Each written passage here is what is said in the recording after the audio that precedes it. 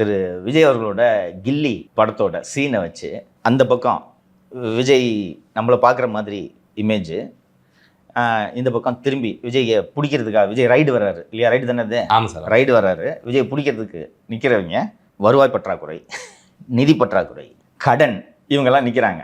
So அந்த சீனை போட்டு விஜய் கோட்டை தொட்டுறாரு. அந்த இது போட்டுட்டு இறங்கிட்டா ஜெயிக்கணும் அப்படின்னு டைம்ஸ் ஆஃப் இந்தியாவில் எனக்கு பார்த்தோன்னே அவ்வளோ பிடிச்சிருந்துச்சு எனக்கு. ஸோ ஓவராலாகவே பெரும்பாலான விஷயங்களை ஊடகங்கள் பாராட்டுகின்றன, இண்டஸ்ட்ரியும் பாராட்டுது.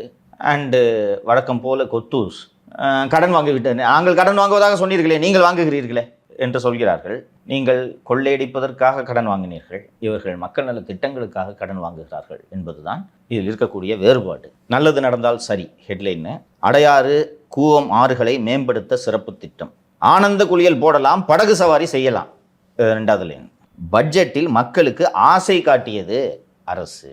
இதுதான் உண்மை, இந்த செய்தியோட சாரம். இல்லை, எனக்கு தெரிஞ்சு ஒவ்வொரு பட்ஜெட்லேயும் வந்து இதுக்கு ஒரு நிதி ஒதுக்குவாங்க, கடைசி வரைக்கும் க்ளீன் பண்ணாமல் அந்த நிதியை திருப்பி அனுப்பிச்சிருவாங்க.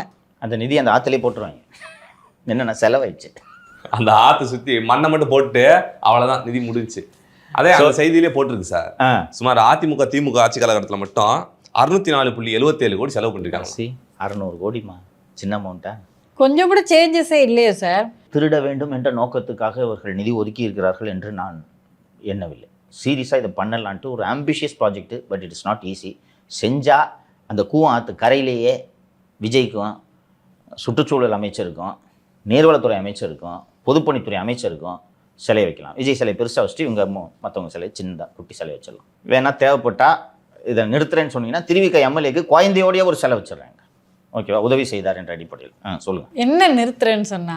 குழந்தை தூக்கிட்டு நிறுத்துறேன்னு சொன்னான். தேனியில் எப்படி வந்து முல்லை பெரியார் அணை கட்டினதுக்காண்டி பெண்ணிக்கு அவர்கள் வந்து கொண்டாடுறாங்களோ, அதே போன்று விஜய் அவர்களை சென்னையில் கொண்டாடுவாங்க சார். தாராளமாக வைக்கலாம்ப்பா, யோசிச்சு பாருப்பா. என்னால் இது சாத்தியமான்ட்டு என்னால் நம்ப முடியல. அதனால எனக்கு அது சாத்தியம் இல்லை சார். என்ன காரணம்னு நான் சொல்கிறேன். கூவம் போகிற இடத்துல எல்லாம் நிறைய ஆக்கிரமிப்புகள் வந்துருச்சுன்னு சொன்னாங்க சார் ஏற்கனவே. அது போன்ற சிக்கல்கள் இருக்கிறது.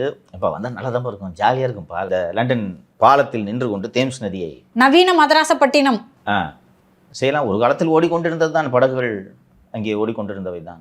இந்த சென்னையில் போட் கிளப் என்று ஒரு பெரும் பெரும் செல்வந்தர்கள் வாடும் இடம், மது அருந்தும் இடம் அது. அந்த கிளப்பு, அதுக்கு பேர் வந்ததே அந்த போட் கிளப்னால. அந்த ரோடு பேரே போட் கிளப் ரோடு. அதுதான் அங்கே காஸ்ட்லி. உலகின் பெரும் பெரும் பணக்காரர்கள் வசிக்கும் இடம். மாறன் சகோதரர்கள் அங்கே தான் வசிக்கிறார்கள். அந்த எண்டில் போட் கிளப் இருக்கும். கிளப்பில் பழைய புகைப்படங்களை வைத்திருப்பார்கள்.